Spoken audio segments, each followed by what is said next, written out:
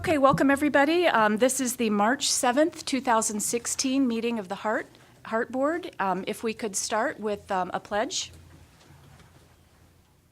I pledge allegiance to the flag of the United States of America and to the republic for which it stands, one nation, under God, indivisible, with liberty and justice for all. Okay, first item on our agenda is the approval of the minutes.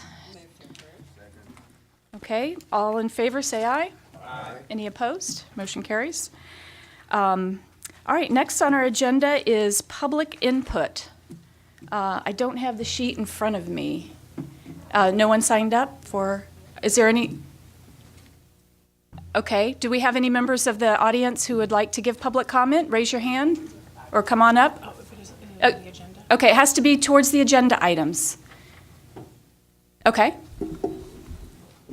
All right, everybody, as you know, I am Henry Spells, and I'm going to bring some input based on the travel training. I have my two friends back here behind me, yay. I know when I started with HART, I didn't use the travel training, but I've read about it in my schedule book that says travel training. Anybody could call up HART. And for these guys back here, these guys do a whole lot for people around Tampa Bay, telling them how to use the bus. I mean, to make travel training even better, I would say, if you could just, like expand, like get more people to help, because I'm pretty sure 2 people on the travel training staff is, hard on 2 people. And I know that I forget these names except for Mr. Mark Sharp. Mark Shepard. These guys do such a good job. I mean, going to the to a whole bunch of health fairs and teaching people at health fairs how to use the buses. And the ADA convention that's going to be coming up real soon, I'm pretty sure they will be there telling people how to use these buses. Now, if they're not around when people are riding buses, they ask certain patrons. I mean, before they can ask a patron, I'll be like, you know what? I'll be the first to help you out. I'll tell you how to get here and how to get there. And I do it out the kindness of my heart, because along with my smartphone telling me how to get from bus to bus, I use my phone to tell them where they need to be, what buses they need to catch, and how long their buses will be there. I happen to also use the One Bus Away application. I use the HART's version of One Bus Away application. But I just gotta, say thank you, Mr. Shepard and the other person. I mean, if you guys here inside could give these guys a round of applause for doing a good job, they deserve it. Thank you very much. Do I have anyone else for public comment? On agenda items? Okay, it has to be on the agenda item. Okay, there's a spot at the end. Yeah, there's another opportunity for public comment at the end. Okay, we have a packed agenda, and we may lose some of our members, so we're going to skip right through, if I could, to the action items. Do I have a motion? Is there anyone that someone would like to pull for discussion? Otherwise, I'd entertain a motion to approve all the action items. Okay, any discussion on any of the items before we vote? Seeing none, all in favor say aye. Aye. Any opposed? Okay, thank you very much. Okay, then moving on to our presentation, we have the HART travel training presentation. And we have Ms. Catherine Sanchez and Mark Shepard. Welcome. Thanks for having us here today. I wasn't expecting this, but I guess you heard his version of it. My name's Mark Shepard, been with HART for over 13 years. This is my co-trainer, Catherine Sanchez. She's a bilingual trainer for those who only speak Spanish. There's a short video I'd like you to look at YouTube first.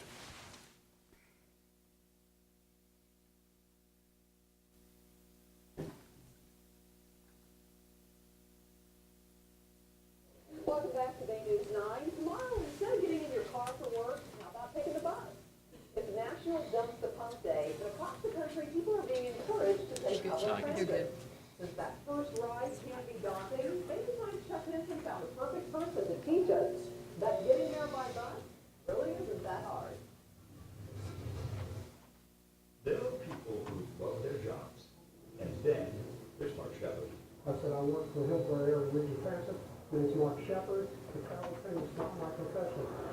It's my passion. Mark is a teacher, a travel trainer. His passion is transit, and his classroom. Yes, I have a wheel that rolls down the road. It's the bus. Tomorrow is National Dump the Pump Day, and while the idea of leaving a car behind is appealing, riding the bus may not be. I know I've been down here, getting out in public, or it's been many, many years. So we'll take them on an adventure. It's not so much travel training. I do it as a transit experience. Mark's travel training service is free of charge. Mark sees a variety of people in his mobile classroom. He sees a lot of seniors, people who are new to the area and unfamiliar with our system, and those with special needs. People like Joshua Tucker. He's 17 and took Mark's class. His goal? I get to go to school by myself. Our travel trainer, Mark, says he's been doing this for 11 years. And in those 11 years, he's trained 1,100 people to ride public transit. Says not one person has ever gotten on the wrong bus. For those of us who feel we can't live without our cars, Mark says incorporating transit can be done in baby steps. Having transit as a plan B for your commute and practicing that plan. Dumping the pump for transit 1, 2, or more days a month helps the environment and keeps your bus riding skills up to date. Mark gets his reward at the end of his class. We're setting people free. Honestly, people who will never have a chance to have a license. Now all of a sudden I've offered them an opportunity for mobility and independence.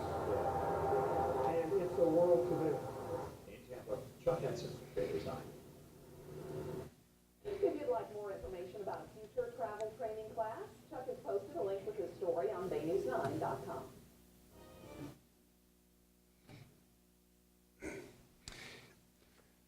I've had a wonderful opportunity to be a travel trainer for HART. Come April will be my 12th year of doing this.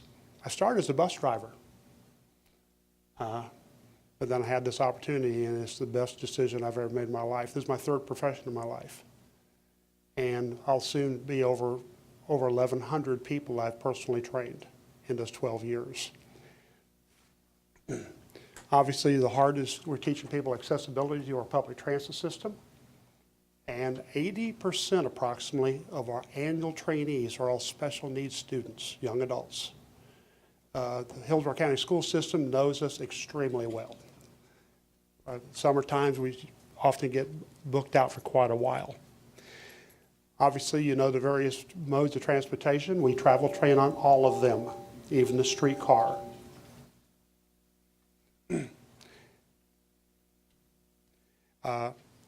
Many of the people we travel train have various physical disabilities.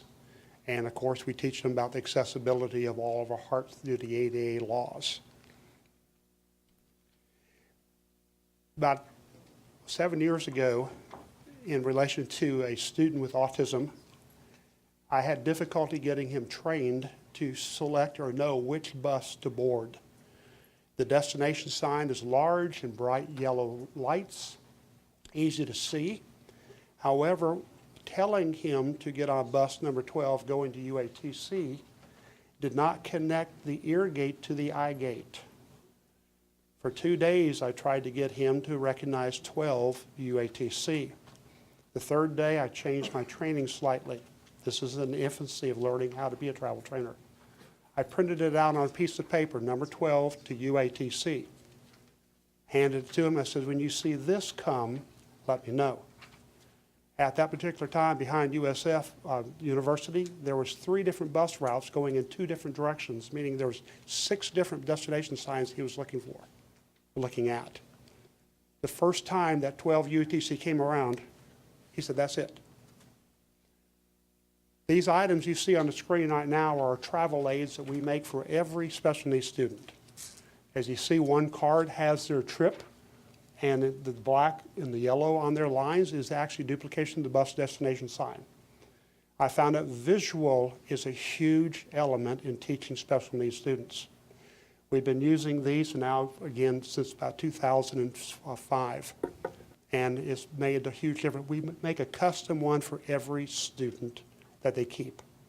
We even have a little strobe light that we have on some that has an early bus they must catch when they're in the dark, so they hold up so the bus driver can see where they are. Now this portion is for my partner. Good morning to all. My name is Catherine Sanchez. I'm the bilingual travel trainer. I've actually been with HART for a little bit over a year, and I'm loving every minute of it. So like Mark mentioned, after we give our trainees all their instructions, we provide them with the book, schedule book, the transit guide, the lanyard, all the information. We also give them the information about One Bus Away. So I'm just going to give you a quick overview about our One Bus Away app. Just a couple information, how it's so useful. I cannot do my job without it. I love it. It gives you the real-time arrival information, and that is so essential for our trainees when they're out there. They need this information. It not only tells them the real time, but it also tells them the route of the buses that are coming. It gives them the destination that they're going to, and the predicted time that they're going to arrive. And this is something very important for them that they need to know, because they need to be on schedule. They need this information. And what we teach them is how to read the information. So if it says, how many minutes is it coming in? If it has a negative number, oh, it already left. Or if it says now, they're going to be prepared. This is actually very essential for my seniors because they can't be standing up for too long. So what they'll say is, I'll say, you be at the bus stop. You got to be prepared for the bus to arrive. But when it's going to be in 2 minutes, then you can stand and be approaching the bus, right?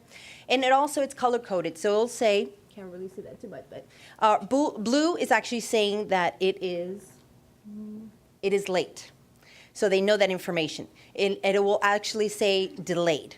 Red, it says it's early, which we hardly ever are. And then black, it just says that the information is, the arrival time is not available yet, that information. Now, it's wonderful to have the app, but some of our trainees do not have a smartphone. So there are two other options for them to be able to use this service. Now, there are two, the text messaging option, and then we also have the touch tone automated system option. These two options, you do have to have the 3 to 4 digit HART ID bus stop number. And there are several ways that they can get that information. They can either call customer service and get that information. They can give them the ID. It's at the bus stop, but if they have difficulty seeing the bus ID, they can also call the automated system and search for it.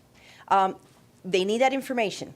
The text messaging, it is very important that they know it has to have HART in front of it. So HART, then the ID number, and then they text it, and moments later, they will get the arrival information, right, to 41411. And the touch tone, it is a different number than our customer service. And that's something that I tell them because they call customer service. No, it's a different number. It's a One Bus Away number that they have to call. They punch in the bus stop ID number, and then again, the automated system will give them the information. This is essential for those that have limited vision, right? Let me see what else. The search information. Okay. And so these are the options that they can use this service, and it's a wonderful service. Like Henry mentioned, it's essential for those that are out there. They're using our bus system. It's it's a world to them. It's a change. All right. We have all our contact information. If anyone needs the travel training, let everyone know. We love what we do. We're doing great work. I just had a class of 25 students, transitional students from Focus Academy. I took 5 students each day. They're going out there, they're being independent, and they're making a difference.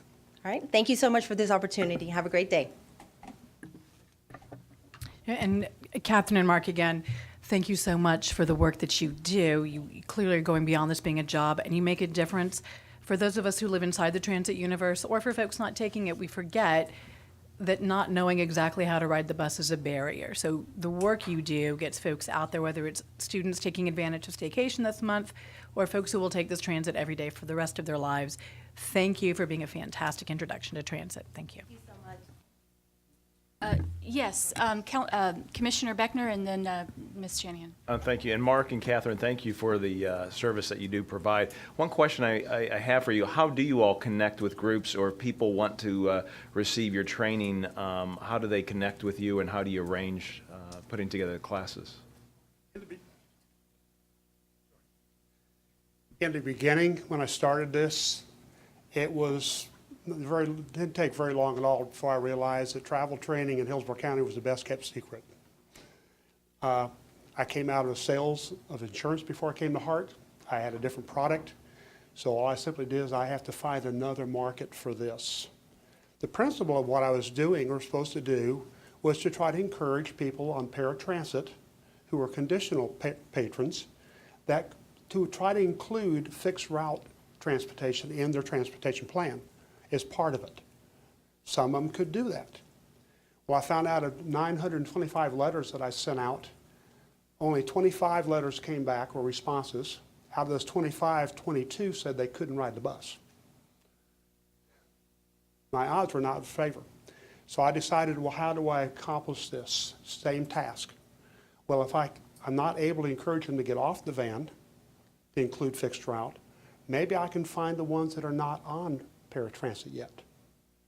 And I found them in the ESE classrooms at our high schools. And I started introducing myself to the various high school ESE teachers. Didn't take long before I was asked to do public presentations in each class about public transit. Then I had a chance to have a travel trainee. And it's grown to that point where it's 80% of our annual trainees. We're talking about 600 to 700 special needs students have been trained how to ride the bus independently. That's key. Now, is it independently to the total system? No. It's independently to the specific trip that we have taught them how to do. We spend 5 days with one student through repetition. But over the years, 5 days has shown that they can master that plan. One thing I've said, this program has been on the public news and various venues over 7 times, even in national publications, talking about your HART Public Transit Travel Training Program. There's probably about 7 awards I've received over the years for the service that this agency provides to our public. But to answer your question, is I had to introduce it, and slowly but surely it's going to the point where we actually, there's times of the year, especially the summer, we're overloaded. There's been a summer where I've been booked out 3 months in advance with trainees. Great. We'll keep up the great work. Thank you. Thank you. Okay, very good. Director Shanahan? Same question. Okay, very good. What a great program, and it's good to get informed on it. I would be remiss if we went further without saying that we have a few board members out. Chairman Suarez is at the International League of Cities, so he could not be here today. We have Director Jacobs out on a business obligation, and Commissioner White is doing some duties, unfortunately, hard duties at the Strawberry Festival. So anyhow, moving further then, we have a presentation now, an overview of the Tampa Bay Express project, and that will be given by Ms. Debbie Hunt. Yes, ma'am. Thank you.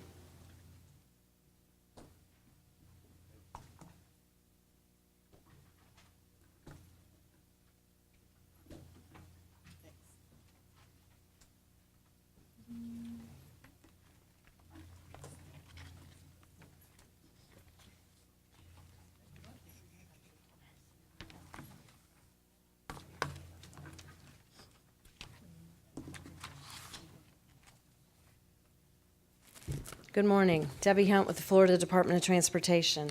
And I've given you a package, and what we're going to focus on today is the map that's in your package.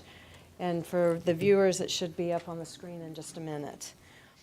Tampa Bay Express is a 45 to 50 mile system of express lanes here in the Hillsborough County, Tampa Bay region that will be that are being proposed to be built within the medians of the interstates, I-275, I-4, and ultimately I-75. The term that we've been using, Tampa Bay Express, we've been focusing on the map, projects number 2 through 8. And the reason we're proposing one big project is because if you look at the system that's out there and you look at what is currently under construction from West Shore to downtown, and that is just about completed. It'll be completed this summer, which we are all very excited about, and we've seen a significant difference in the movement of people just with the moving of the lanes to the outside and opening up the additional lane.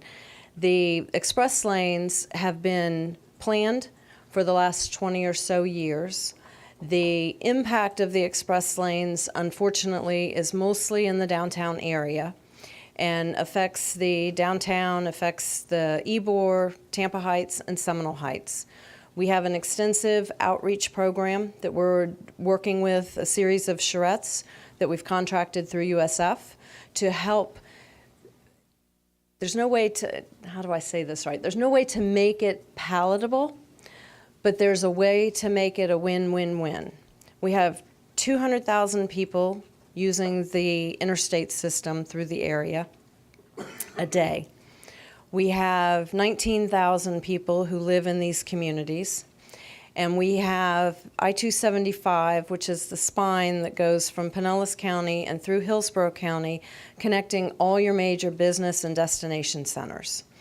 And so we, DOT, are kind of between a rock and a hard place because we are trying to accommodate the region and also be very sensitive to the locals in the area and the impacts that it could potentially have on them in the future.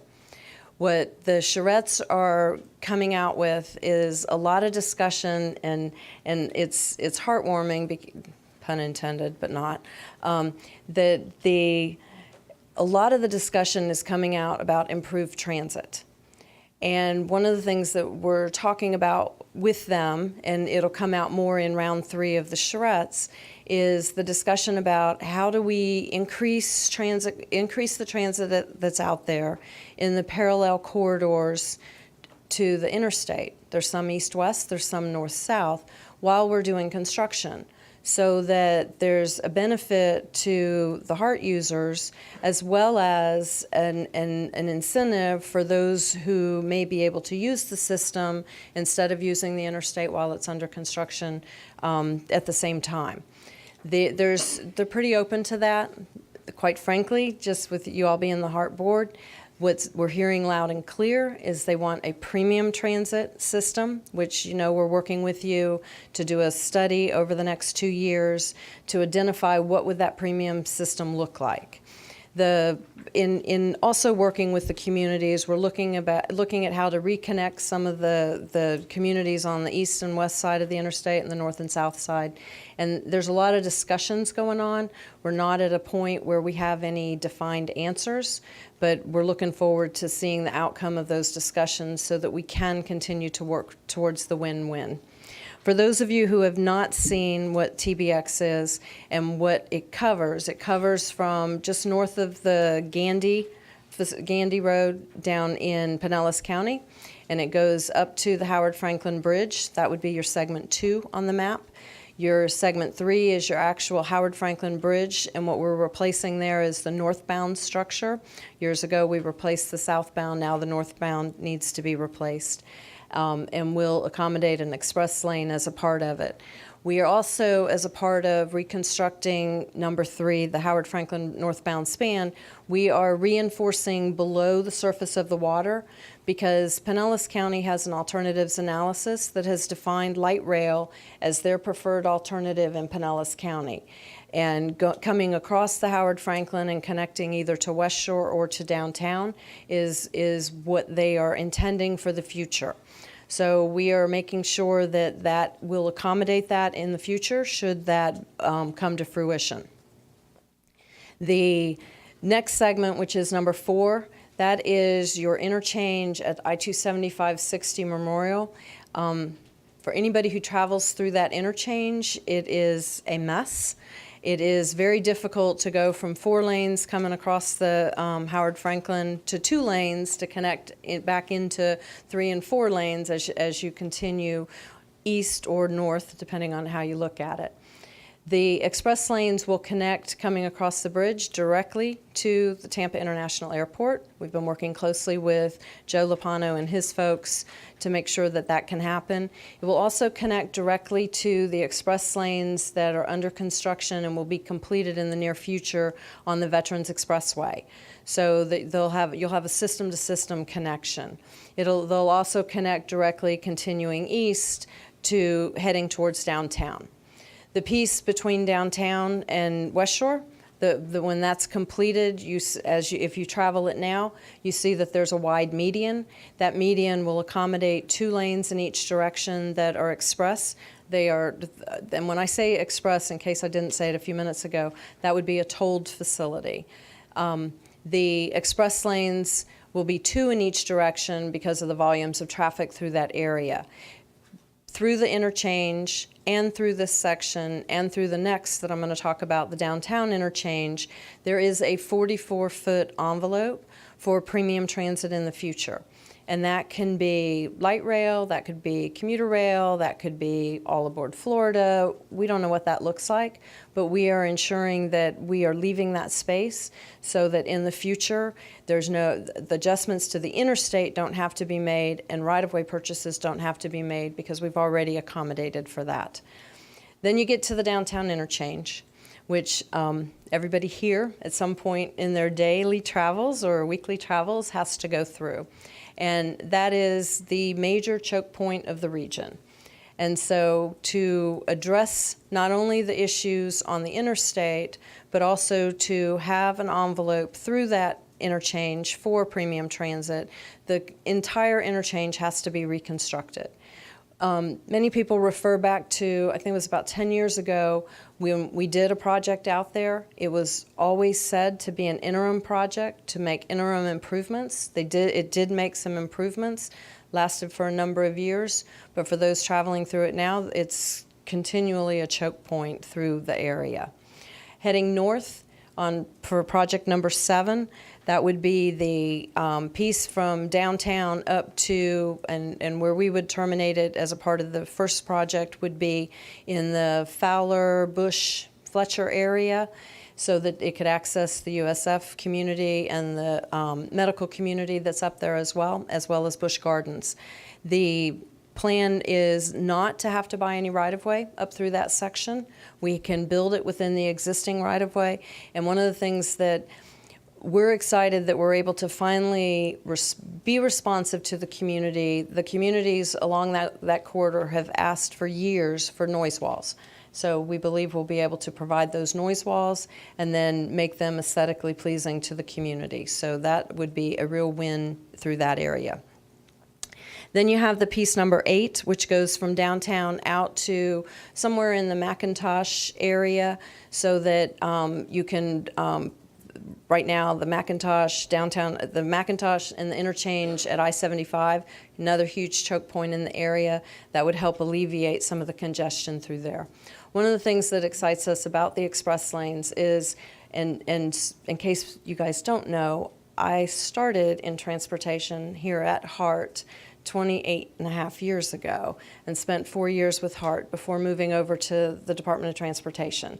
So transit is always near and dear to me, and love to see that with the express lanes, finally transit will have the same advantage that others would have using a core where there would be more of a guaranteed travel. Because what we do with the tolled express lanes is we try to guarantee a minimum speed of 45 miles per hour. Transit also travels the corridor without charge. So that would also be an additional benefit to transit. That we're still working with Catherine and your team on how do we get express routes started and flowing between not only Pinellas County but Pasco County as well as eastern and southern Hillsborough County. So that is something that we will continue to work on. At this time, I'm happy to open it up for questions if you have any. Okay, do I have any questions from board members? Director Shanahan? What's your timeline? I mean, some of this is in process? Well, what's the timeline of, like, if you wanted to know the conclusion of all of these actions? We are hoping for, in the next 5 years, that we would be able to start the project. And when I say the project, we're talking pieces 2 to 8. And 2 to 8, we don't know yet what the, how that would be, whether it would be 1 project, 2 projects, 3 projects, but the intention would be for them all to be completed at the same time, so you would open the new system all at one time. So you'd begin it in 5 years, and when would it be completed? Because of the 2 interchanges and the major reconstruction associated with them, it will be a 4.5 to 6.5 or 7-year time frame. Depends on what the contractors come in proposing. And what's the capacity increase that you'll add? At least 20% and probably more, because what we see with the express lanes in South Florida is not only do you maintain the minimum speed of 45 miles per hour, and I do have a clarifier for that, you maintain that. We also have seen a 20 miles per hour increase on the interstate, which what that will do is it will draw traffic off of the local roads that are being used today to avoid the congestion that's currently on the interstate. So the local roads should see a benefit as well. And can I do my clarifier just because? One of the interesting things that we've seen with the I-95 Express down in Miami is that even when we sign it, that there's an accident in the express lanes, people get on them anyway. That we cannot control, and that at that point we cannot guarantee the 45 miles per hour. But most of the time you have significant travel improvement through the whole region and corridor that the express lanes are in place down there. And is elevation going above the existing framework under consideration at all? The Elevated? One of the things with the downtown, yes and no, depending on where we're talking about. Through the downtown interchange, the whole interchange would expect it to be elevated from south of MLK to the river, which gives us a lot of opportunity to reconnect some of the streets, and also gives us an opportunity to increase your bicycle and pedestrian access in and around that area, and create different community aesthetics underneath. Some up in Jacksonville, they've built an area and they've actually covered it to ensure that events don't get canceled during inclement weather. But they've built an area that allows for there to be community events on the weekends, whether it's art in the park or other type of events, and expect that to be extremely popular, and looking forward to seeing what kind of design the communities would like to see related to that. Thank you. My last question, you used the word premium in your charrettes, that the people were saying they wanted a premium system.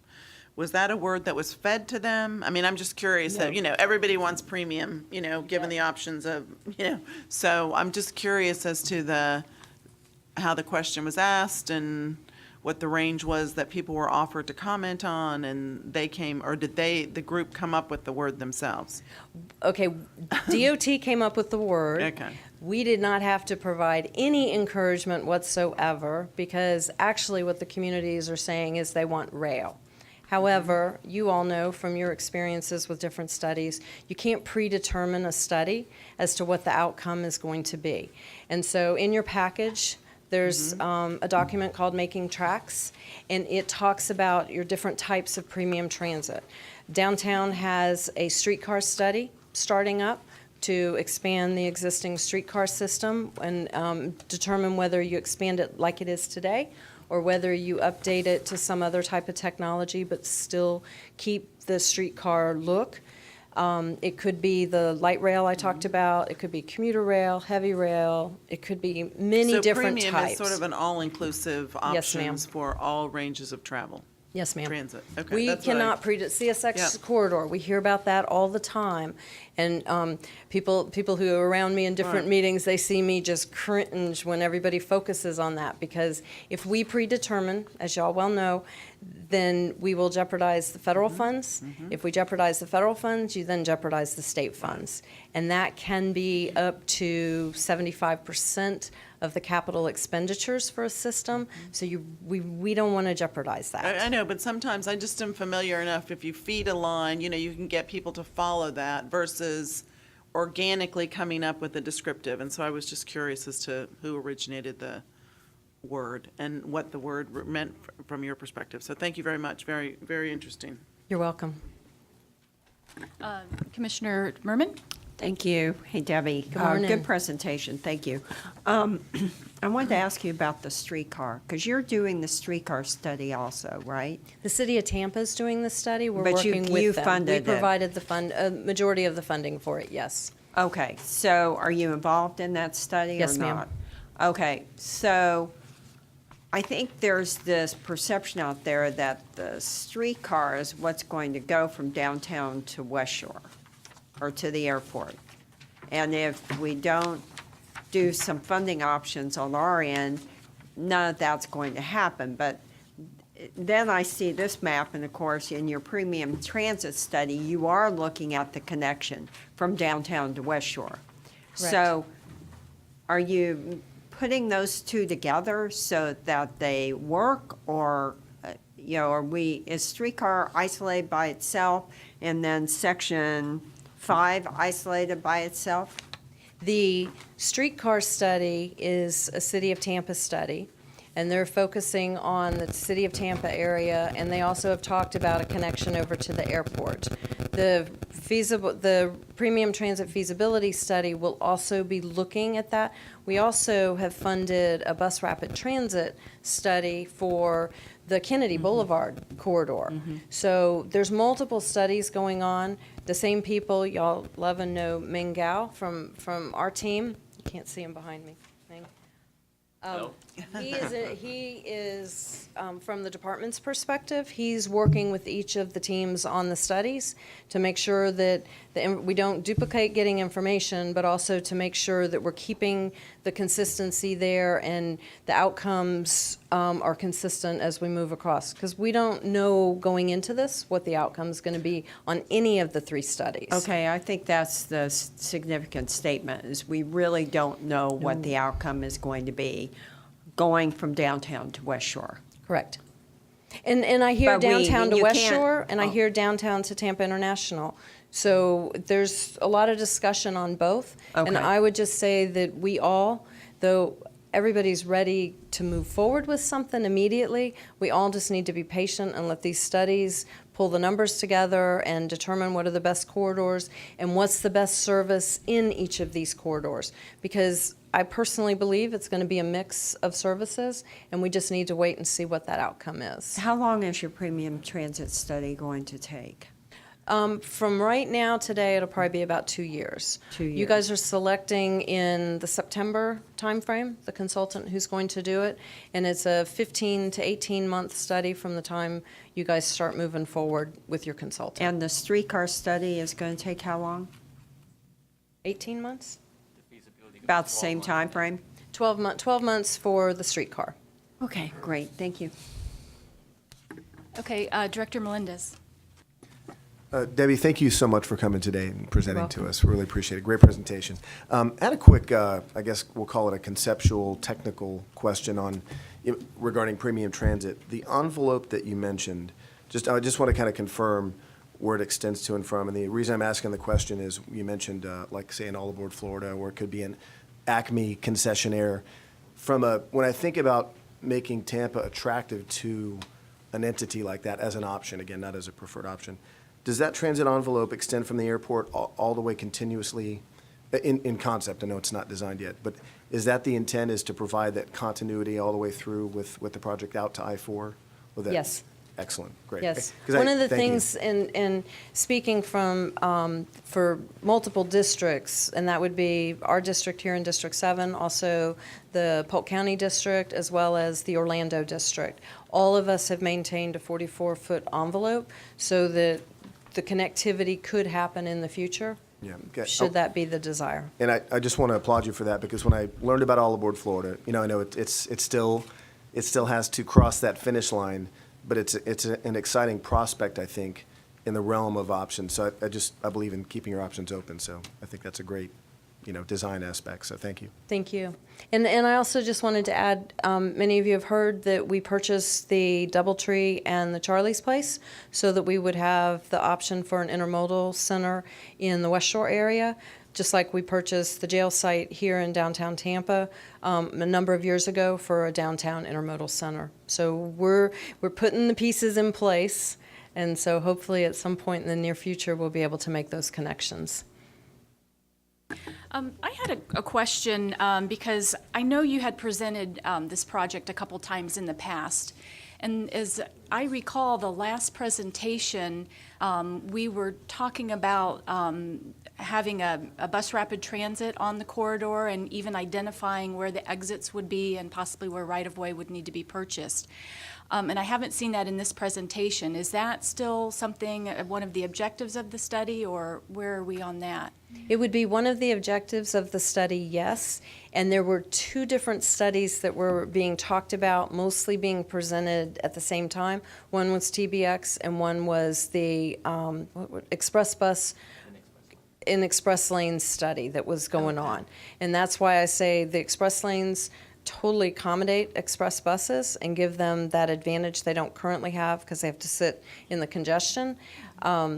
So yes, that's all part of what we're looking at. Okay. Will that be part of the study that HART is doing in September, or is this something even different from that? Yet Catherine? another study. We will clearly we've really been enjoying a good relationship with DOT, working forward and being on the same page and taking forward a region for the vision. What we will be working on starting later this year is a tri-county premium transit study. So looking at the connections between Hillsborough, Pasco, and Pinellas. In fact, at my first meeting last week with a TMA board member to kick this off, we're in the process of developing a scope now. Once the scope hits the road, HART is a contracting entity, 60 days for that, et cetera, et cetera. This is a very broad look at the various options available to connect the three counties, and we will be looking at BRT as an option, but again, not roping ourselves into one or other mode before we do more homework. Okay, And so one of the things to just go on the BRT has in this region has been very loosely defined. In many other areas, it's very specifically defined.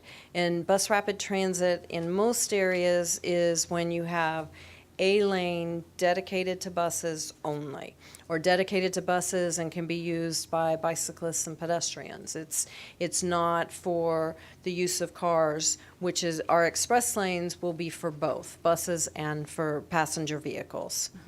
So you could If that categorize, helps. yeah, like an exclusive guideway. In effect, the premium lanes would be in effect the same thing.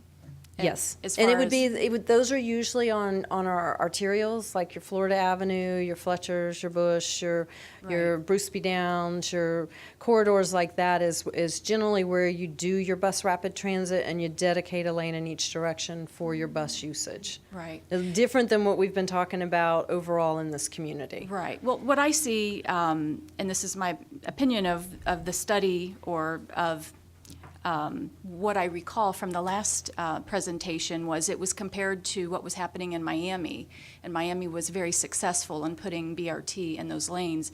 And the benefit to the community is you've got exclusive guideway really with zero capital costs if we just leverage off the, the express lanes. Correct. So I saw a big benefit in that.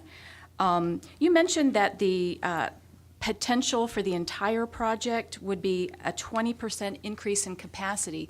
Is that in terms of additional lanes, lane miles may be available, or is that in maybe throughput of cars coming through, 20% more cars could get through that area? Combination of both. Okay. Because I would- you are adding a lane. Through the whole system that I talked about, you're adding one lane in each direction. Through the West Shore interchange, the connection between West Shore and downtown on I-275, and through the downtown interchange, you have two lanes in each direction. So you are significantly increasing the capacity and the availability of flow for passenger vehicles. It also, a great side benefit is the improvement for your freight movement in and around the area, because you've increased capacity, but you've also increased your travel speeds, which allows the freight to move around.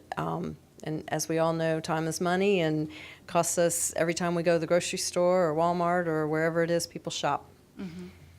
And I imagine you're seeing benefits in air quality as well. If cars can move faster, they're not stalled in traffic. And you mentioned that the benefits would extend to the local roads, that traffic would be taken off. So kind of a benefit.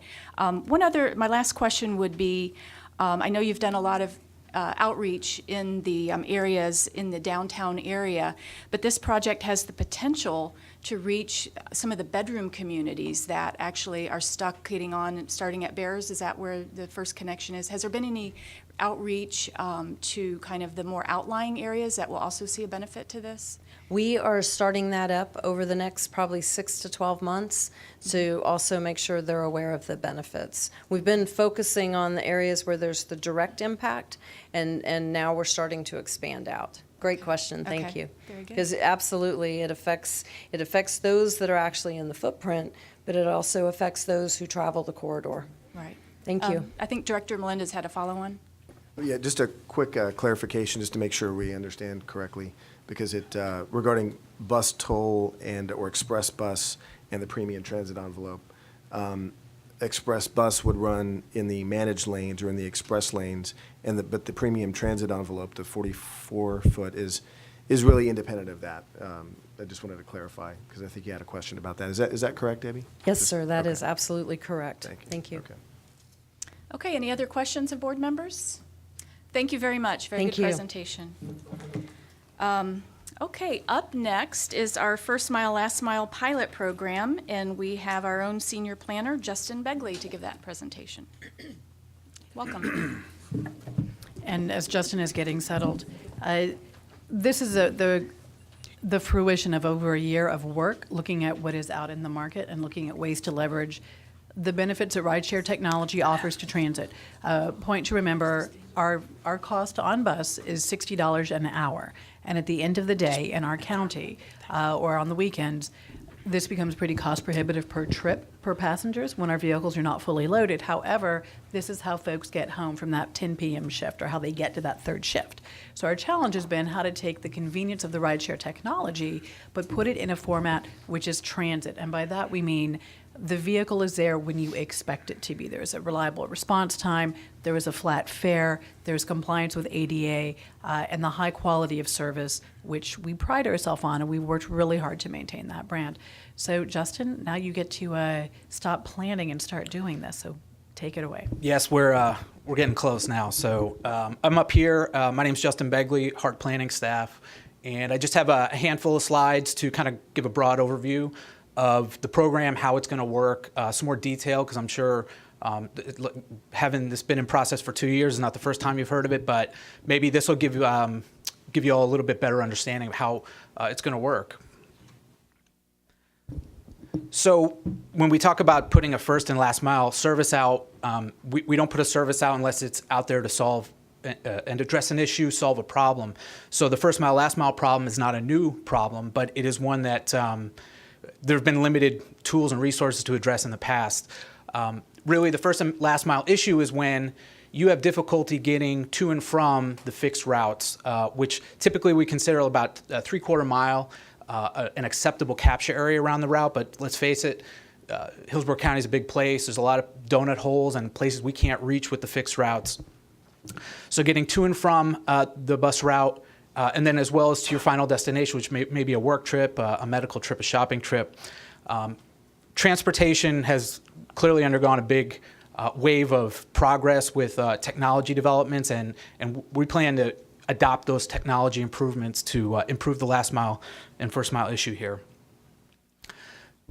The service itself is going to be deployed as a pilot, and that pilot's going to be conducted in what we hear show some zones, and those are in the Carrollwood area, the University, North Tampa area, as well as out in Brandon.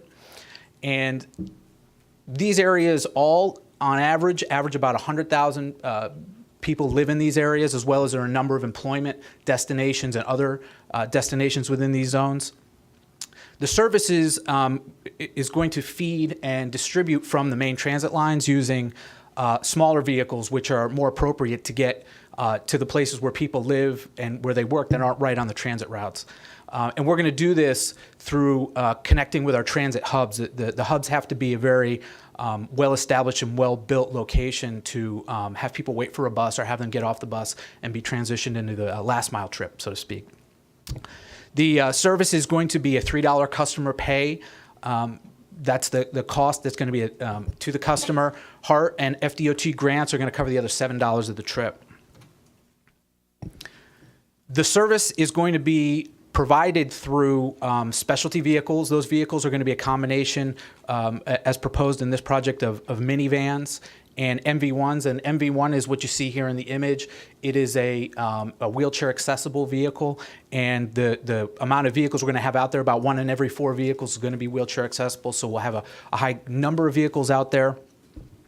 The vendor who I'll speak about in a moment, who the award is planned to go to, is bid a solution to the specifications we set out, and that includes the zones themselves, the span of the service, the responsiveness of the service.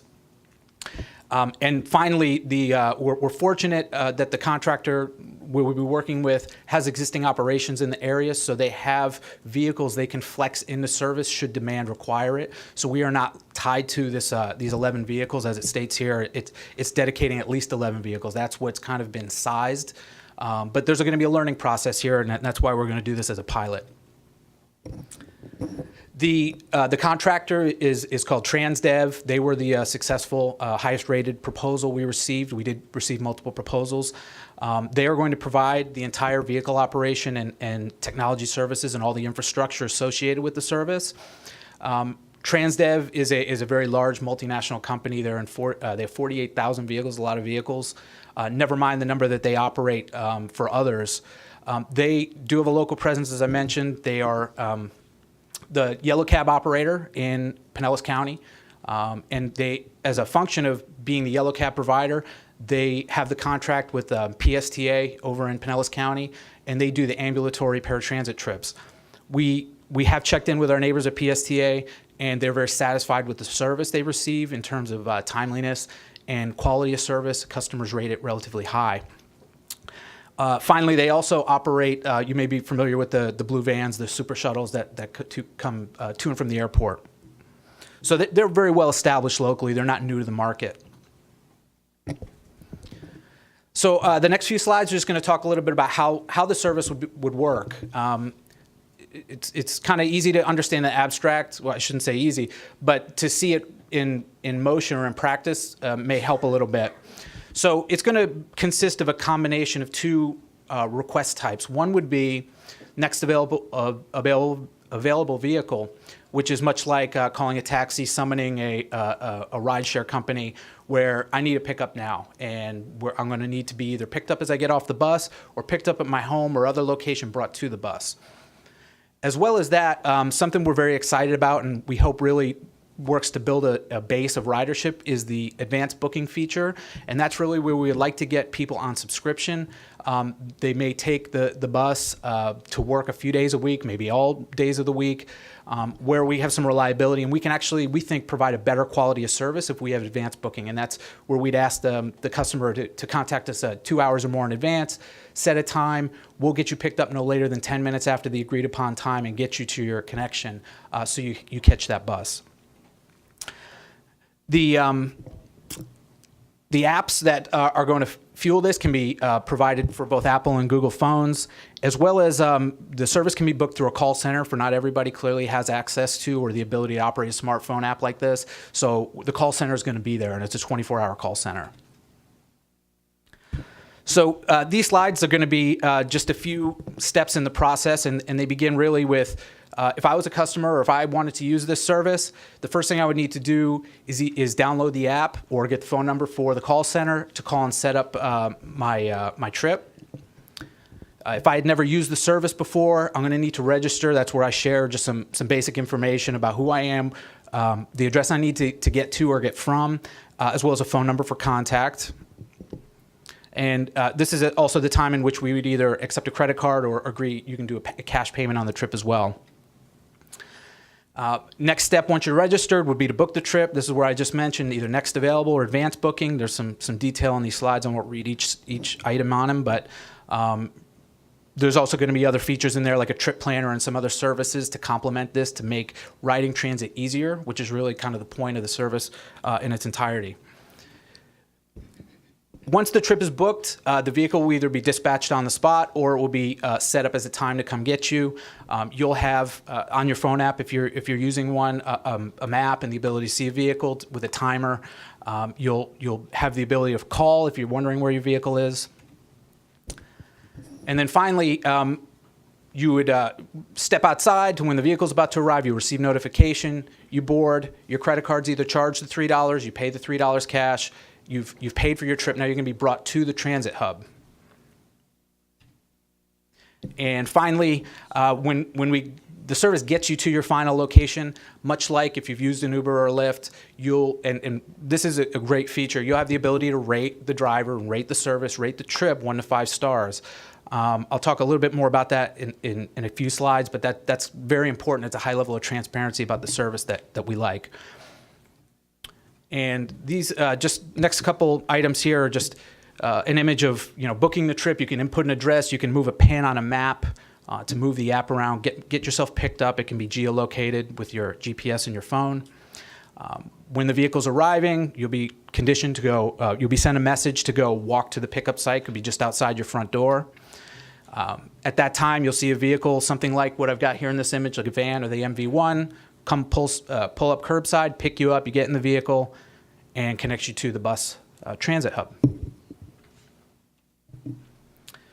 And I just want to be sure we stress the point that this service is open and accessible to everybody. It is not dependent upon owning a smartphone, being able to use one. The call center, which we think it's great that it's an existing call center, so we can leverage the infrastructure they already have, the service that's already out there. They're going to dedicate, the vendor's going to dedicate some customer service reps just for this service because we know there's going to be a bit of education going on in the beginning to get people familiar with it, to understand how it works. That call center that's in this picture here that was submitted in the proposal, it's the Super Shuttle and Regional Dispatch Center for Super Shuttle here in Pinellas County. It's a local service, so you'll be dealing with people who are in your own community. I just want to illustrate here on this slide the difference between a shared ride and a transportation network company or ride share service. There's a difference. And in the first image, when you have, let's say, an Uber or Lyft, as are mentioned here, and you have many possible origins and many possible destinations. You could be starting anywhere, you could be going anywhere. That service fits that need very well. When you have multiple people either originating at a bus stop to go to their final destination or originating from a number of neighborhoods and homes in the zone, but you all need to get to one location, we feel like the second model here is the most appropriate solution. It's the most efficient solution. We want to truly provide a ride-share service where we occupy, fill the capacity of these vehicles, give people a high quality of service, and still get them there within the time that's been agreed upon. So how do we assure the quality of service? How do we ensure that this provider, who is not HART, but a contractor, how do we make sure that that quality of service is what we would provide ourselves? The bullets here on the left go over what are the requirements in the contract, clearly a pre-employment background check, a drug screen, multiple training courses that are provided, and accessible e-learning as well. The service must meet the Code of Federal Regulations, drug and alcohol requirements, and it will. So we know who's driving our vehicles as a proxy for HART. And then over here on the right-hand side, how are we going to be sure the customer is satisfied? So we know the operator is going to be meet all these requirements on the left. On the right, the driver rating feature was mentioned, the 5 stars, 1 star. We're going to get that feedback. We're going to know if our customers are satisfied. We are also going to take the 5% callback tool that we use on our taxi voucher program, apply it over here. We're going to reach out ourselves to be sure, particularly if somebody is not using the smartphone app. call people, how was your trip? Did you enjoy the service? How could we make it better? This is a pilot project, so we're going to try and accept all the feedback about how it's provided, make it better. And finally, the vendor has agreed to do complaint resolution within 3 days, and complaints can be accepted either by HART or by the vendor, but in any event, those issues will be resolved. We'll not have a number of people upset or dissatisfied with the service that hasn't been addressed. A very crucial part of the service is going to be building awareness. Building awareness of those individuals who either have an origin in the zone or a destination in the zone. It's going to take some time. It's going to require a very robust marketing effort. It's going to have to be cooperative between HART and the vendor. The vendor has an incentive, has a vested interest in building the service with HART. They're not paid a flat fee to go out and just run vehicles. They want to see ridership. We want to see ridership. The service is not going to be deemed a success if we don't connect people to the bus and take them back.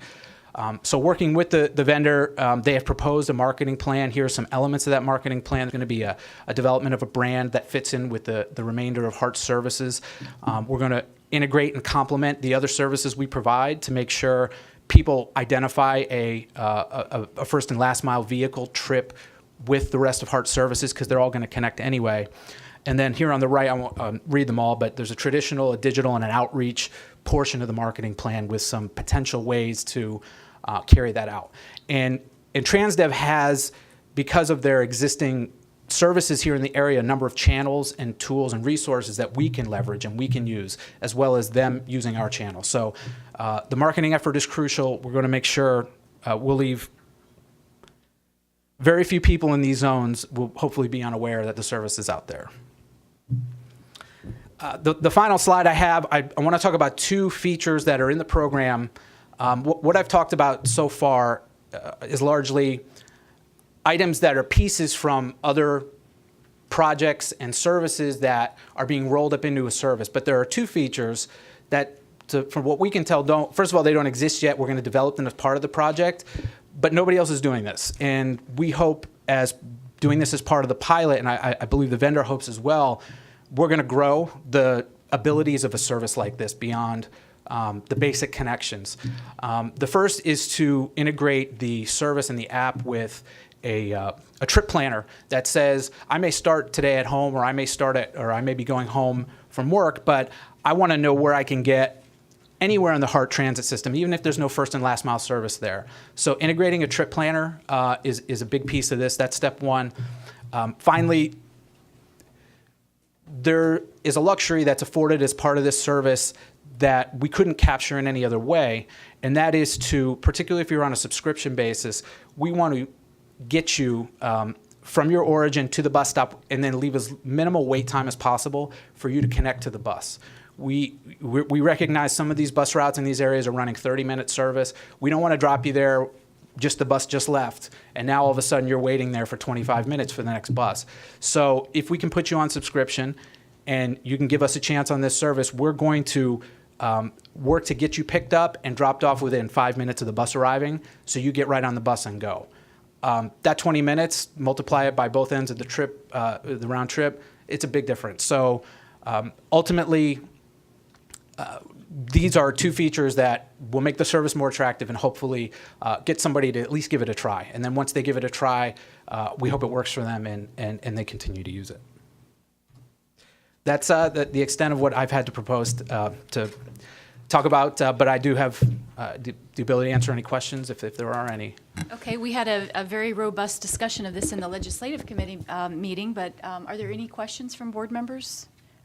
Director Shanahan? I just want to say thank you. You took all of the feedback that we had in that conversation and really owned it from an incorporation of the questions and answered all that. So it's really an excellent presentation. We're all very excited, as we expressed the other day, about this sort of being a really effective pilot. And I hope you come back in 6 months or a year and say, we've got people, screaming for the service outside the pilot zones. That's my hope. And I'm glad you're partnered and you've aligned all of the motivations of the success of this pilot with the vendor. So I appreciate that. Okay, any other board members? Ms. Egan? Just two comments. First, the zones chosen, we had chosen Brandon, but we left the discussion open for the vendor to use their business skills and figure out which zones they thought were going to be most useful both for HART and for the vendor. We realize this has to be attractive to our private partners, and we're very happy that one of the zones identified is the innovation zone out by USF. And ideally, in the next 6 months, we'll be having conversations about an overhaul of all the various transit options in the USF area, getting rid of duplicity, bringing it together into one type of service or a couple of service options that are centralized, better use of taxpayer dollars, more bang for the buck. So we're very excited to incorporate that there. And I also wanted to say hello to the gentlemen from TransDev who have come in today to join us, answering any questions, but also showing that this is a very important program to the vendor as well. So if you gentlemen would like to say anything, no pressure, but you're welcome to do so.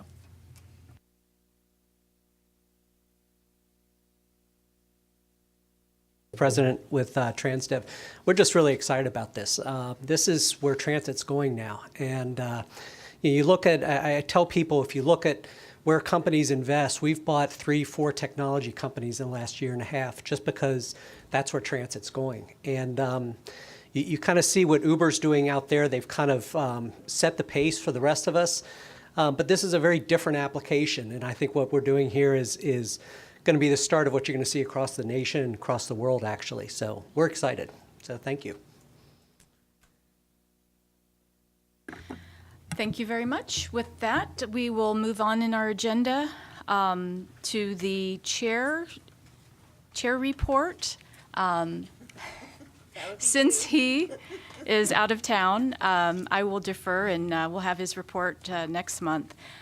So we'll go now to the Chief Executive Officer's report. Thank you, Madam Chair. A few items coming up this Saturday. We are hosting our annual rodeo. This is our second rodeo since we kicked the process back off after about a 6-year hiatus.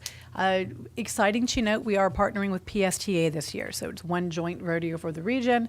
We'll be hosting the mechanics teams and the operators. We kick off at 8 a.m. at 21st Avenue, and we'd be delighted to see anyone out there who'd care to join us. We also are still looking for volunteers, so if you've got an open date, Henry will talk after the meeting. There will be winners identified both for HART and for PSTA. So they will both compete at FDOT, but just one step of continuing to do projects together. Piggybacking on that note, we do expect Senator Latvala asking our agencies to get together for another conversation on how far we want to go to weaving our operations and administration together. To this end, on Friday's CEO Weekly, we included a link to a very exhaustive collection of documents detailing the entire conversation starting back in 2011 at the first meeting that Senator Latvala attended. You have minutes of board meetings, you have reports, you have an awful lot of information, and for board members who were not here at that time, call me and I can give you a brain dump as well. We'll be talking about this. So the more information we have, and the more realistic our threshold can be about what our options are legally and what makes sense from a business perspective and service perspective, I think the better off we are for this conversation. We are also now moving from our state focus over to our DC focus. Councilman Suarez is in DC for the League of Cities, but he is also visiting our congressional representatives to talk about HART's upcoming Tiger Grant. This is for the FAIR program again. Another joint program, PSTA is going in with HART, so this will be a joint application, bringing both our counties together. And we are actively discussing with the mayor's office here in Tampa, his level of support and letter, and potentially a phone call. We'd love that.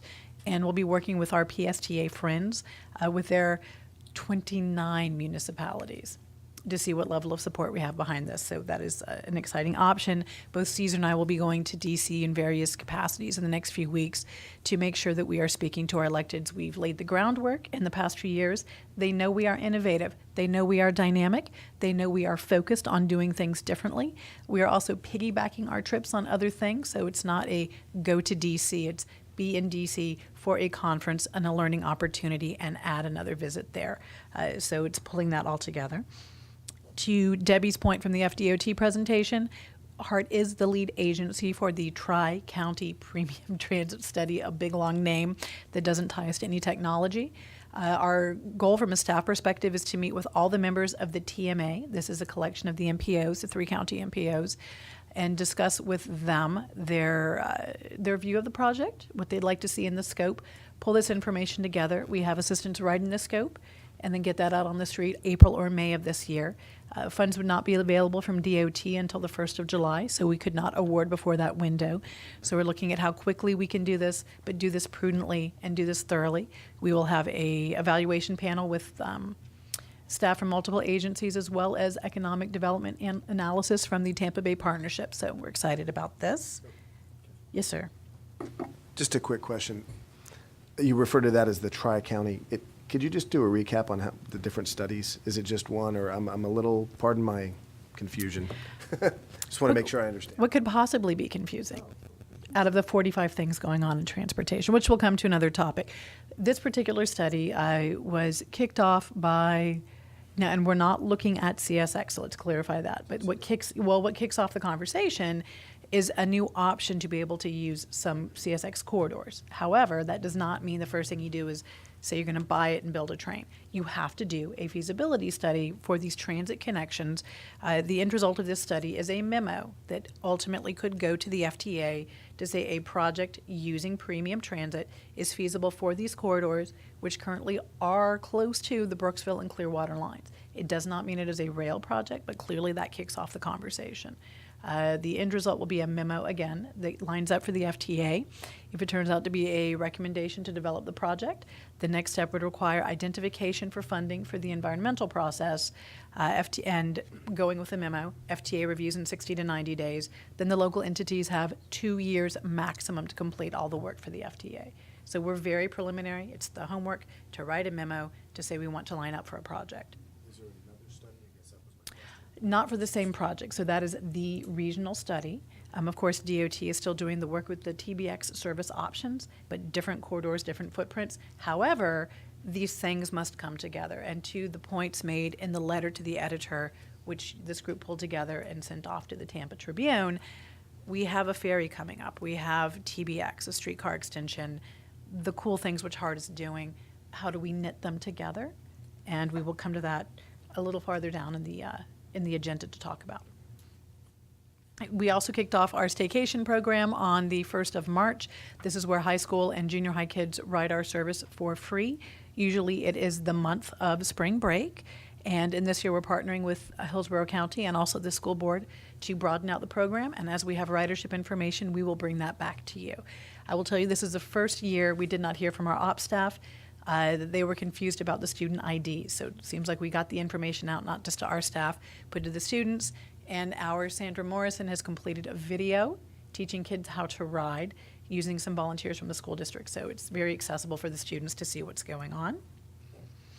We are also supporting Airfest, which comes up not this weekend, but next. So if you are going down to MacDill to look at all the airplanes, catch a ride to Britton Plaza, and we will have 8 shuttle vehicles connecting you onto the base. If you're going to be stuck in traffic on a bus that probably has Wi-Fi. Let us make that more attractive. And that will wrap up. Thank you, Madam Chair. Okay, next is the General Counsel's report. Good morning. I just have 2 items on the report. The first is the First Amendment to the CEO contract. You got 2 different versions. Unfortunately, when I prepared the first one, I was focusing on Director Jarosh's motion, which was approved. It did not include the approved motion by Director Crino. So you got a revised version that shows the red line changes. There's really 2 operative provisions. They're in paragraph 3, and I think they're brief enough that it would be appropriate for us to just briefly review those. In this, Just for clarification, we're in section 3 for board members to follow on? Is it yes. Section 3? Sorry. Okay. Section 3 of Tab your 3. packet. Yeah. I believe, do we have the most recent version? The new version's in there with the redlining. Perfect. Okay, if you look at paragraph 3, what we've done is we've substituted a new section 7, paragraph A, and it says basically that the board shall annually review, that was consistent with what you had before, based upon the performance standards. The standards may be updated and elaborated. That was also there before. The board may elect to grant a merit increase from 0 to the maximum level budgeted for non-bargaining unit employees based on a review of applicable performance standards. The 0 to the maximum was the language that was part of Director Jarosh's opinion, because the language seemed to make it inflexible in the sense that you had to give the exact merit increase or you couldn't give any. This allows you to use anything within the range. It then goes on to say such merit increase shall be effective on the same date as the merit increase is effective for non-bargaining unit employees. This was not articulated in your existing agreement, but it has been what we've historically done. So I thought it would be appropriate to make sure the language paralleled the practice so that there was no ambiguity there. And then additionally, and this I believe is in response to Director Creno's motion, the Board of Directors may evaluate the performance of the Chief Executive Officer on other more subjective criteria that the Board should deem appropriate and determine whether an additional merit increase would be appropriate, and if so, in what amount. That gives you the ability to use the KPIs and provide the raise that you think is appropriate from 0 to the maximum. But this allows you to look at other criteria that you may consider relevant for an analysis of an appropriate merit increase, such as changes of the responsibilities of the CEO. Depending upon what happens with Go Hillsborough, we may have a fundamentally different job, that a 0 to 3% increase or 0 to 2%, whatever it is for non-bargaining, might not be appropriate to use as your sole measure. So this doesn't require you to do anything, it just gives you the authority to do that. So that's the issue dealing with the adjustment to the compensation, but also paragraph 4 as a new section 4, paragraph I, which says the employee compensation shall be determined by HART pursuant to section 7, paragraph A. That's what we just spoke about. Then HART shall also have the option to increase the annual compensation of the employee based upon existing market considerations as evaluated by the HART board. There could be situations that could arise, such as someone competes for our CEO, or there are other changes in market circumstances, such as you get a study from the HR department that suggests we are high, low, or wherever we may be. So this, again, doesn't require the board do anything. It allows the board to do something to respond to these sort of conditions. So I think it gives you, in the text of the agreement, the flexibility to do that, which I think you're empowered to do, but it's better to be in the agreement itself so we don't have any contractual issues. So if there's any questions on that, I would be happy to respond to them. Okay, are there any questions of board members? Would anyone like to make a motion then to approve? I believe that's the next step, to Yes, approve ma'am. the language. Okay, I have a move and a second. Any other discussion? All in favor, say aye.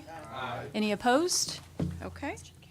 Ms. Egan? Yes. And to clarify, David, I believe we had discussed, do we need a separate vote for the effective date for the adjustment that the board voted on in February? I think that would be helpful, and the question pertains to the motion that Director Jarosz made to provide the same increase as the non-bargaining unit received. We didn't specify at that time whether the increase would in fact be at the same time as the non-collective bargaining folks receive their increase, which is October 1.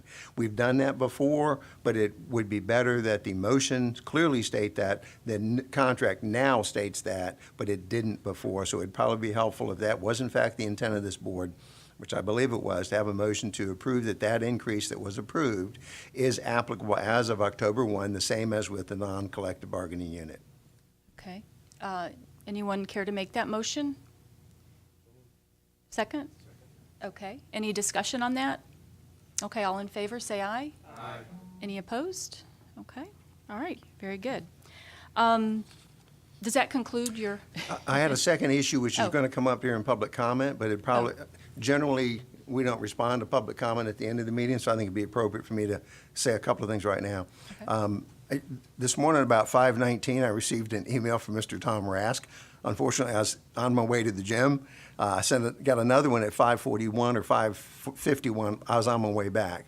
But in fairness to Mr. Rask, he'd previously provided me his input with regard to an opinion I provided this board regarding the ability of this board to hire a lobbyist. So I'm familiar with his position. I'm not completely convinced that his position is correct, but I would like to remind you of something I put in the conclusion to the memorandum I provided you. It was like 15 pages, so I'm not sure it's something you hung on every detail about. But in the conclusion, I said, based upon the analysis, it is my opinion that the expenditure of funds for lobbying activities pursuant to the annual budgetary process is an act within the powers and authorities of HART. Then I went on to say, if the board wants to be absolutely certain, we can seek an attorney general opinion based upon the facts unique to HART as a last measure to obtain reaffirmation of that ability. And those are my comments. I do think it's not a good practice for us to respond back and forth with public colloquy, so I wanted to make sure you had my thinking before you hear from Tom. Right, and I'm actually familiar with that. I think when the article came out in November, it was around Thanksgiving, and it had to do with the PTC and questions as to whether there was some advisory opinions that's, and correct me if I'm wrong, but there was an advisory opinion that stated if a district that was created by statute did not expressly have the power to pay for a lobbyist, then it was prohibited. And that kind of raised flags with me, and I think I had asked you the same question. And I think, and I appreciate that because I did get your response, and I think you did mention that we could request an advisory opinion and perhaps put this issue to bed. So I don't know, I would be amenable, you know, if we want to go ahead and get that advisory opinion. Director Melendez, did you have something? Yeah, just a quick question, and I want to thank Mr. Rask for coming in. I just did a quick cursory review of some information he provided to the board just before the meeting, so I'm admittedly very unfamiliar with his concerns. But just doing a brief review, it appears that he identified some concerns with our original charter, so obviously nothing to do with any of us that were here, but my question would be, before we go to the Attorney General, if that is the avenue that we, if we opted to do that, would it behoove us to do a review of language first, or and again, Mr. Smith, I respect the opinion you've already rendered, but I just wanted to ask the question, I know we've revisited our policy before in the past and improved on some things, so I guess let me clarify my question. Is this an area that we could or should improve on before we, go to the Attorney General, or will we just do that directly? It is an area you can approve on if you so choose, but the nature of the improvement would be an amendment to the charter. The charter would have to be revised. I think part of Mr. Rask's argument is there's a conflation of the term powers and authorities in some of the language in the charter, which varies from the language that's in the statute. He believes that conflation is fatal to the opinion that you can hire a lobbyist. I'm not yet convinced, but I will certainly be happy to revisit that issue with Mr. Rask. So it is still currently my opinion you can hire and retain a lobbyist based upon the process you currently use. It's a very complicated and nuanced issue because many people cite some of those AGO opinions as saying if it's not specifically articulated, you can't do that. The term specifically articulated, however, is subject to some interpretation. If you have the powers to do so, then you have a specific articulation of the authority. It doesn't have to necessarily say the word lobbying to allow you to lobby. If it says you can coordinate with governmental entities and do certain things with respect to financing, et cetera. So it depends on how you read the text. So anytime you get into something that is in the nature of an exegesis, you can get a variety of opinions, which is why I concluded my opinion with the comment that you could seek an Attorney General opinion if you wanted certainty. I'm, of course, always certain, but...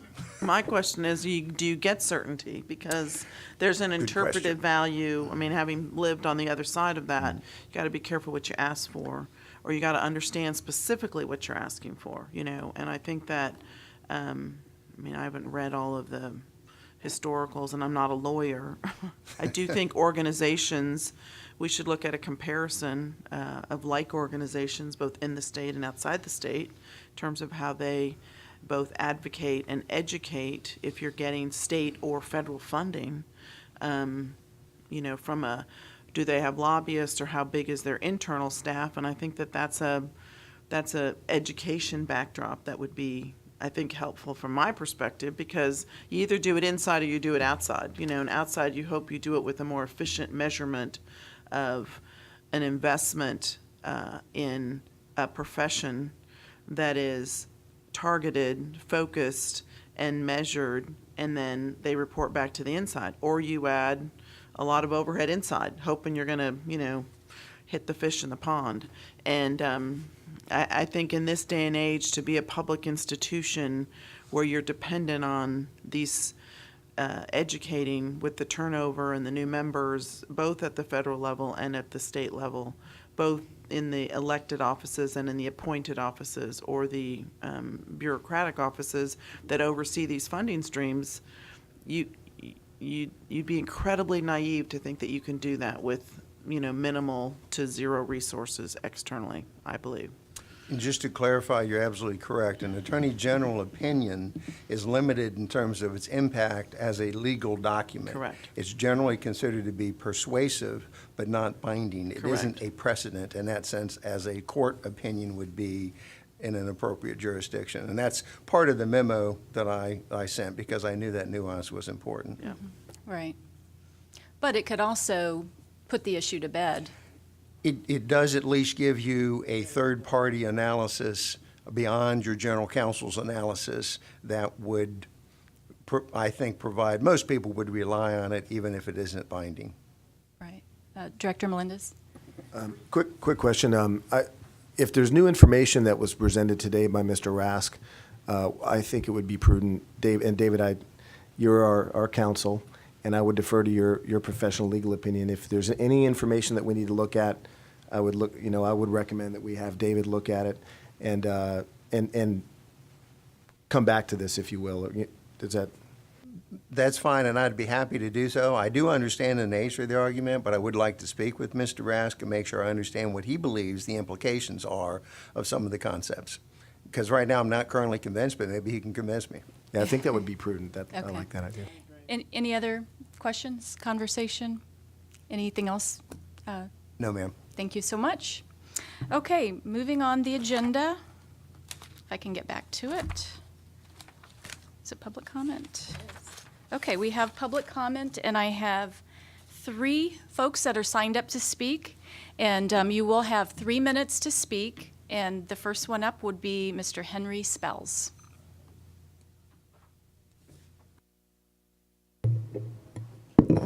All right, ladies and gentlemen, it's round 2. I'm back. Round 2 of me speaking again. My public comments are the based on the first mile, last mile thingy. I would like to know, okay, so if they want to pay $3, to use the car, to get you to the bus. My thing is Miss Egan, I want to know if there was a way. If people don't have, money and they are riding off of a bus pass, right? And I would like to know if we could possibly get a way to be able to use that bus pass with the driver of the car to, if they get, say you're at your house, right? You get ready, you call up that car, have them come, and they take you to the local bus where you want to be. How is it possible could we get them to see if we could use the bus pass with them? So, Henry, that's a really good question. One of the reasons we have the separate fare is, first, it's a pilot. We need to see what goes on. But second, if you are riding in the morning on HART and you don't have a 31-day pass, let's say you're buying a day pass, right now you wouldn't have that day pass to be able to show to the vendor who's a private contractor. So then it opens a door. Is he carrying our fares? Is he responsible for this, et cetera, et cetera? And otherwise, you wouldn't have a way when he shows up to prove you're going into transit. We wanted to make sure that all our trips were toggling people in, and not that you were picking up at your house, going through Brandon Mall, and going somewhere else not really related back. Ideally, once we have the combined fare payment mechanisms, somebody would be able to use their phone or their smart card to pay for everything, so it's consolidated. We will have to see how it goes and what the expense is before we see if we tie that into a pass program. A comparison for this is our folks on paratransit. They're paying $4 a trip regardless because it's structured a little differently and the cost is a little different. So we hope we learn a little more as we go through the pilot program. So the goal is yes, but not today, unfortunately. Okay, number 2. Now with the BRTs, now with that expansion. Now, you know how we have our Metro Rapids, and they're very good buses. By the way, I love them because they're green, my favorite color. Now, when this whole BRT thing expands out, like, is HART going to be able to get bigger buses to accommodate more people than just what the BRTs now could hold? Like those little accordion type buses, you know, that could turn in, you know, it has a bendable type, you know, the more than 6-wheel buses. The articulated buses. Yes. Yes, sir. We'll definitely look at them as we look at other vehicles which are available to us. A point to remember, it's getting in the weeds, but our garage is designed for 30 and 40-foot buses. So we don't have a lift that can get up a 60-foot bus. We don't have a place where you can get underneath and see an entire 60-foot bus. So that would be one of the considerations. But the nice part about casting a wide net is we'll look at everything. Okay, thank you, Mr. Spells. Your time is up. You can speak more with the staff afterwards, okay? Next up, we have Ms. Charlotte Greenberg. Welcome. My name is Charlotte Greenberg, and I live in Lutz. And my experience with transit comes from Metrofel, as we called it, in Dade County, with the same consultant that has been hired for $1.3 million or so in Hillsborough County. I have to tell you that your mission is admirable, because trying to get more people to ride transit is an admirable goal.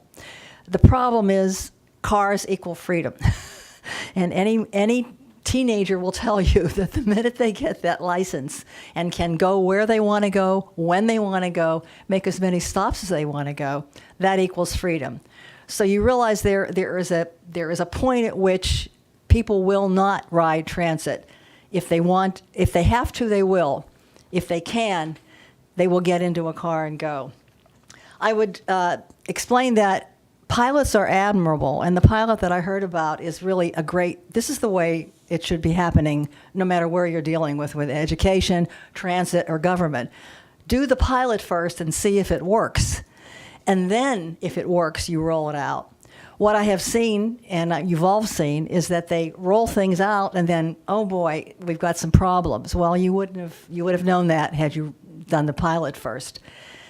Which brings me to studies. Studies that can take up to 2 years should be happening first before you're making any plans or buying any property. That's just the business-like thing to do. And I've heard property being purchased. So what I would like to do is make a public records request at this point to ask how many and how much has been spent on studies in this area, past, present, and prospective, so that I get a kind of a picture of the study business, because all of these studies cost money, and some of them just sit on a shelf. Some of them were proved incorrect. And that's unfortunate for we taxpayers who foot the bill for all of this. And I know that's part of your concern. Part of the taxpayers' concern is the oligarchy that I have recently heard about, called the no-name group. A group of people who are deciding, who are in positions of power in this county, deciding what we are going to pay for. That seems backwards to me, at least, from what I was ever taught in my civics and social studies class, that it's the people that it should be coming from, not an oligarchy or a government or the dreaded L word, the lobbyists, which, of course, I'm sure you know how the public feels about lobbyists. Your mission, as I said, is admirable. The bus lanes make a lot of sense. It's just a shame that the whole issue has been drawn into that black hole vortex of this Go Hillsborough fiasco. And it is a shame, because your mission is a good one. Unfortunately, the Go Hillsborough one is not. Thank you. Yeah, and Ms. Greenberg, thank you for your comment today. I'll refer you to Lena Pettit. She's our Executive Office Director. Her office handles all the records requests. So not to be bureaucratic and affirm your worst suspicions, but it would be useful for us to get an official request, which we can do after the meeting. And of course, we can get you what's with HART, but we will not have access to other documents other than sitting. Well, I'm asking you to talk with Lena. Lena, can you So we can get the contact information and make sure that we are getting you everything. I think she may be seeking to clarify also the time period. I assume you have a time period in mind, not from the origins of HART, but maybe the last 5 years or some such. Yeah, just so you can make sure we get what you need. Okay, and third on our list is Mr. Tom Rask. Welcome. Good morning. Tom Rask, Pinellas County. In case you're wondering why I'm here, you get federal and state funds. That's why I'm here.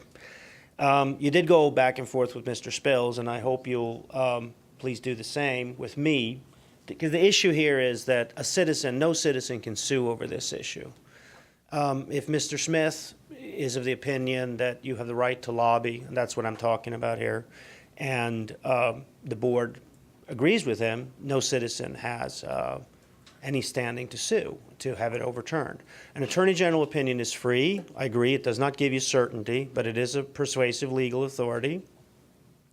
And, how do you follow Ms. Greenbard's? That was quite the statement. And yes, the power is inherent with the people. In fact, Article 1, Section 1 of the Florida Constitution says all political power is inherent in the people. This is often forgotten.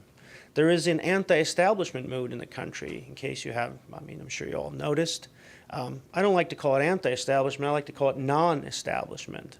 And the people will have their way. They will not be denied. History teaches us that, or as I prefer to call it, experience. Human experience teaches us that. Now, to the memo that I wrote, the good thing is Mr. Smith has formulated the problem in a way I agree with, and I will talk to him more after the meeting. We agree on everything. There is an issue with the legislation. The enabling legislation is poorly written. I go through that. In subsection 2 of it, it refers to aforesaid purposes, except there are no purposes mentioned. The word purpose is not used. That mess was translated into a messier charter.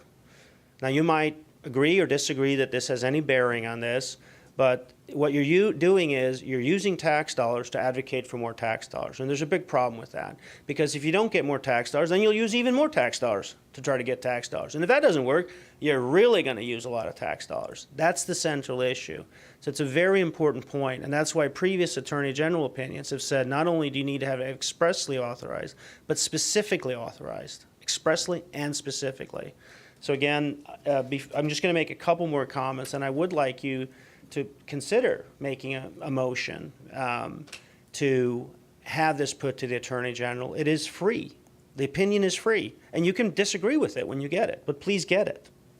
I just want to mention very briefly that ridership is declining with HART. That's not a negative comment against the staff. It's declining. It's declining at an increasing rate. And so I would ask you to then look at Metro Rapid, which I think is a good product. It is the one that's declining the least, to see what you can do to increase ridership there. And also the whole idea that, Tri-County, increase the ridership, I'll finish up. There's a weak connection between getting people from Pinellas County to here. Look at the 100, 200, 300X. If Brad Miller at PSTA didn't get the federal funding, he'd end them today. You can't get people to come over here on the bus like that. Thank you for your time, and please, I really like to get a motion to get this to the Attorney General.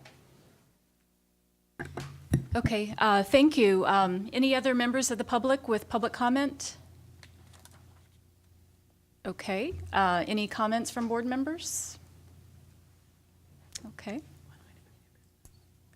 Do we have any new business? Thank you, Madam Chair. The Strategic Planning and Legislative Committee last week discussed follow-up items from the January board meeting request to put together a workshop to discuss the various items before us for transportation.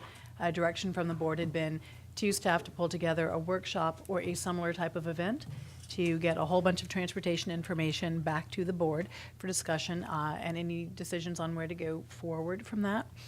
Staff came to the committee last week with a recommendation to consider, instead of a traditional workshop, potentially an event with a private partner on a Thursday or Friday before a board meeting, be able to convene a wider group of partners to get a more holistic view of what's going on with transportation in our region, and then turn it over to a board meeting on Monday.